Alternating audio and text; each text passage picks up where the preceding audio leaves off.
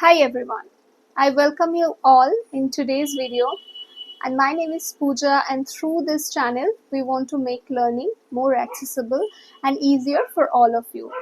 So without further ado, let's get started in today's topic. So as you can see from the title only, we are going to discuss about storytelling practice and how to use it in more effective way to make our communication skills better. Okay, so I'm gonna unfold about few steps. By practicing you can simply better your communication skills. And storytelling, we all know that it's very effective when we practice storytelling process in our conversations or in our communications. It becomes more better. Okay, our communication skills gets better. So how to do that and how to do it in more effective way? So it's nothing, just you all know that we have to pick any of our past anecdotes, past experiences, and we have to explain it or describe it in our own way. Okay, you can choose any topic. You can just simply choose about your travel experiences or any incident that happened with you, and you can use it in anywhere, like in job interview or in any conversation with your friends and chit chat. And it keeps us more engaging. And it we generally use it when there are some relatable topics. Okay, there, so within that context we can simply use the storytelling method or storytelling process. And I simply believe that by practicing it, it becomes much more better. Okay, so how to do that and how to follow the process? Okay, the first step I want to mention about that when we practice storytelling, we'll have to keep in our mind that we have to follow it in three parts. Okay, so it should be having first part, second part, and third part. First part, middle part, and end part. Okay, so in first part, imagine like a mini movie. Okay, what we have in first part, we have introductions, and in the middle part we have some challenges and surprises, actions, and in the end we try to find some resolutions. We conclude it in that way. Similar way, you just have to explain your story. Okay, and then you have to describe it in your own way. I will be giving you few examples so that you will be having a better understanding about that.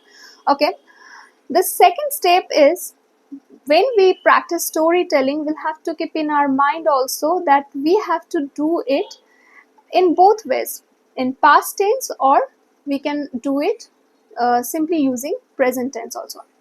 I generally prefer to describe it in past tense. That's how I generally narrate my stories whenever I describe or explain something about my past experiences. But many people find more comfortable when they explain it in present tense. So it can be done in both the ways. So I'm going to give you some examples about that. Let's suppose that I want to tell about my past experience about meeting a friend. So how to explain that?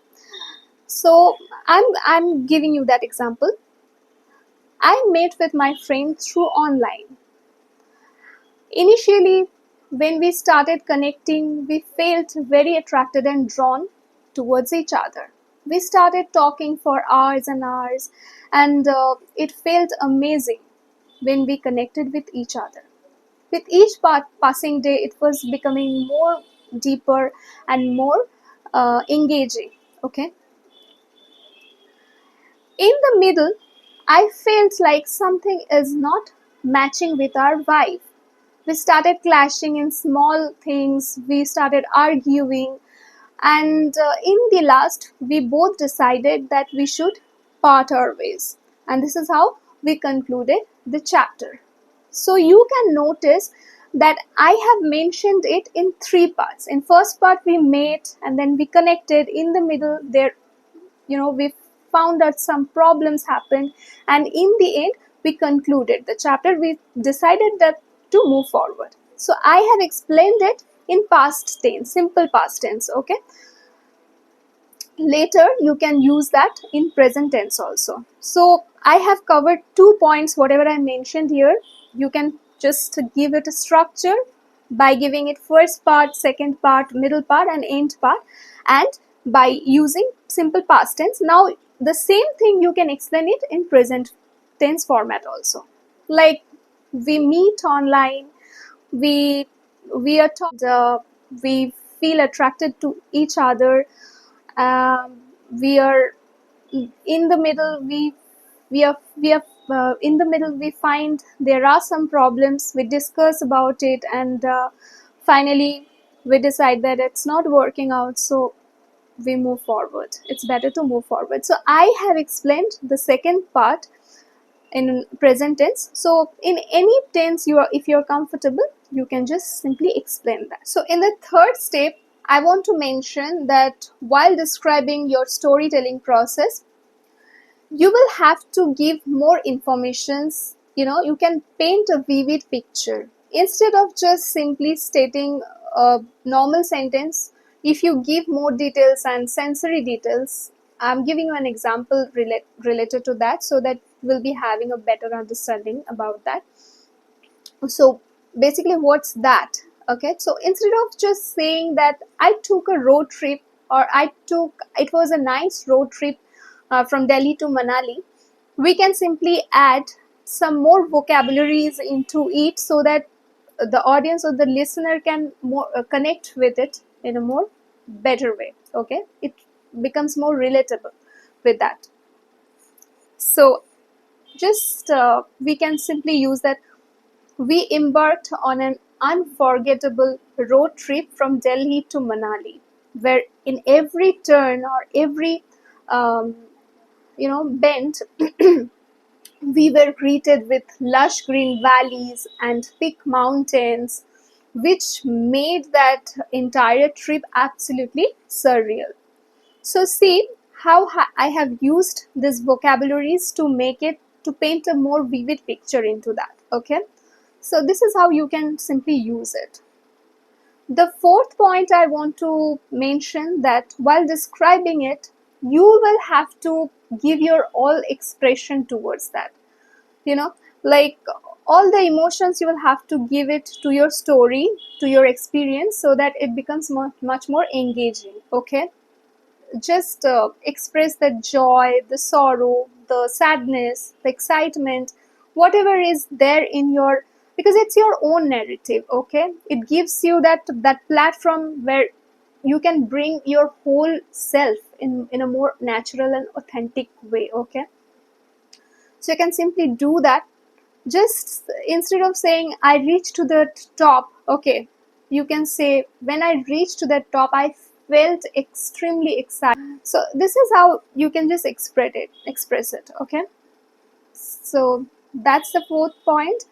And finally, I just want to say that you have to practice it on a daily basis. Make it concise, make it precise. Within 3 to 5 minutes, you can simply present it. Don't drag it unnecessarily, and don't give any, when you find that people are getting bored, then you will have to make it a little concise and precise. And practice is the key. So you have to practice any of the incidents, any of the experiences.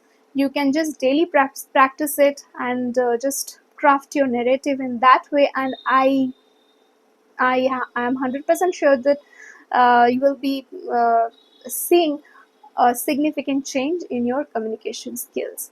So that's it. So if you find it helpful, if you find this video helpful, just follow me and subscribe to my channel, and comment down below. And if you want to have one-on-one conversation with me, you can simply email me. I will be giving my email ID in the description below. So till then, just take a good care of yourself. Bye bye.